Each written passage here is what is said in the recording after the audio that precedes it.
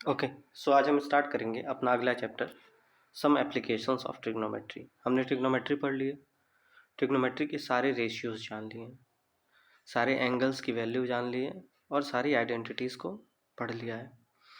तो उन सब चीज़ों का जहाँ यूज़ होता है ना, उसे हम क्या कहते हैं? एप्लीकेशंस। इसी चैप्टर को हम एक और नाम से जानते हैं, जिसे हम कहते हैं क्या? Height and distance. हाइट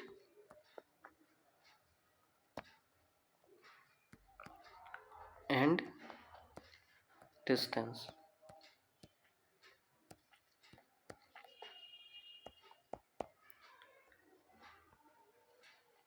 जो कि हमारे बोर्ड्स के पॉइंट ऑफ व्यू से बहुत ही इम्पोर्टेंट क्वेश्चन है। जैसे मान लीजिए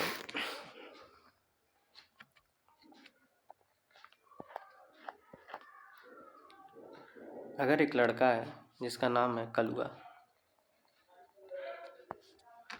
कलुआ रोड पे जा रहा था कहीं घूमते हुए, तो फिर कलुआ क्या देखता है? कलुआ सामने एक घर देखता है। घर के ऊपर अगर ये घर के ऊपर वो पाता है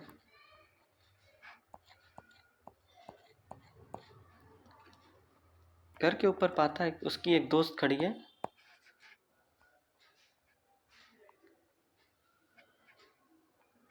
काली, कलिका। कलिका नाम रख लेते हैं, इसका क्या नाम है? कलिका। कलुआ की एक दोस्त खड़ी है, कलिका। अब कलुआ रुक गया कलिका को देखने के लिए। अभी तक कलुआ की नज़र तो ये सीधी थी, हाँ, कलुआ की नज़र अभी तक सीधी थी। यहाँ कलुआ टुक टुक टुक टुक जा रहा था ऐसे ही। पर फिर क्या करता है कलुआ? जब कलिका को देखता है तुरंत कलुआ की नज़र ऊपर। अब देखिए ना, हाँ, कलुआ की नज़र क्या हो गई? ऊपर हो गई। जब ऊपर हुई कलुआ की नज़र तो क्या हुआ? उसका साइड, अभी अभी उसकी साइड क्या थी? उसकी आई साइड कहाँ थी? सीधे की तरफ थी। अब उसकी आँख कहाँ गई? ऊपर की तरफ। तो जब कलुआ की नज़र कलिका की नज़र से टकराती है तो जो लाइन बनता है उसको हम क्या कहते हैं? Line of site. बात समझ आ रही है? हाँ, लाइन ऑफ साइट, ठीक है ना। और लाइन ऑफ साइट, और अगर हम इसको बेस मान लें कि सीधा देख रहा था, लाइन ऑफ साइट और बेस के बीच का जो एंगल ये बन जाता है, ये क्या बन जाता है? थीटा एंगल, ठीक है ना। तो जब कलुआ ऊपर की तरफ देखा तो कलुआ ऊपर की तरफ देखा तो उसको क्या कहेंगे हम? ऑब्जर्वर क्या कह रहा है? ऑब्जर्वर है। ऑब्जर्वर कौन है? कलुआ है, ठीक है ना। कलुआ ऑब्जर्वर है, ठीक है। और कलुआ जब क्या कर रहा है? कलिका को देख ले रहा है, ठीक है ना। कलुआ ऑब्जर्वर कलिका को देख रहा है, तो बेस और लाइन ऑफ साइट के बीच में जो एंगल बनता है उसे थीटा एंगल बोलते हैं। और इसी एंगल को हम नाम क्या देते हैं? Angle of elevation. Angle of elevation, ठीक है ना। ये क्या होता है? Angle of elevation. बात समझ आ रही है? मतलब बेस और लाइन ऑफ साइट के बीच जो एंगल बन रहा है वो क्या होता है आपका? Theta angle. ये कब बनता है? जब कोई भी इंसान, एंगल ऑफ एलिवेशन कब बनता है? एंगल ऑफ एलिवेशन कोई भी इंसान जब नीचे से ऊपर की तरफ देख रहा हो, नीचे से ऊपर की तरफ देख रहा हो, तब बनता है आपका क्या? Angle of elevation. बात समझ आई? ठीक है, ये एंगल ऑफ एलिवेशन है। दूसरी चीज़ क्या होती है? अब मान लीजिए, अब भाई कलिका एकदम अच्छे से खड़ी है यहाँ,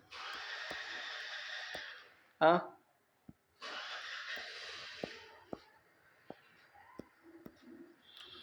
कलुआ एकदम बढ़िया से आ रहा है।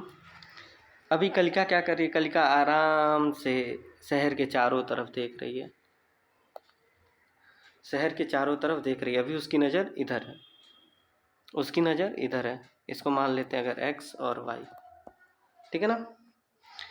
फिर देखती है कि थोड़ी देर बाद उसकी जब नज़र नीचे जाती है, उसकी नज़र जब नीचे जाती है वो देखती है, अरे ये तो मेरा कलुआ है, कलुआ आ रहा है तो कलुआ को देखती है तो कलुआ की तरफ देखने लगती है, कलुआ की तरफ उसकी नज़र चली जाती है, ठीक है ना।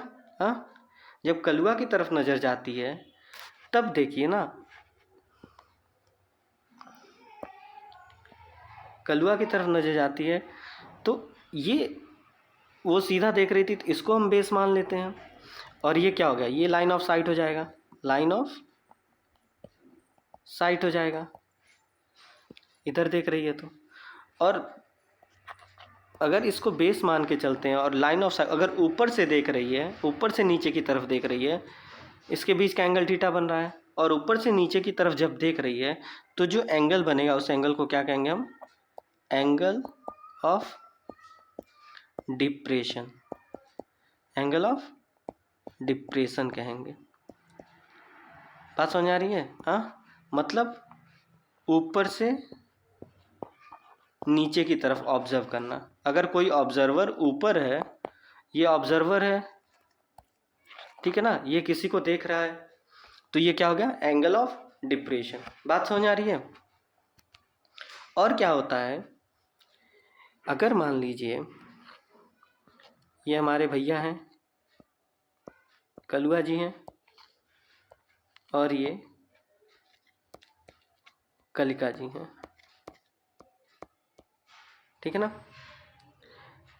कलुआ जी कलिका जी को देखें और कलिका जी कलुआ जी को देखें, ठीक है ना। अगर ये मान लीजिए O है, ये A है, ये X है और ये Y है, ठीक है ना। कलुआ जी किसको देख रहे हैं, कलिका जी को देख रहे हैं, और कलिका जी किसको देख रही हैं, कलुआ जी को देख रही हैं, ठीक है ना। ये भी एंगल क्या बना रहा है, थीटा, और ये भी एंगल क्या बना रहा है, थीटा।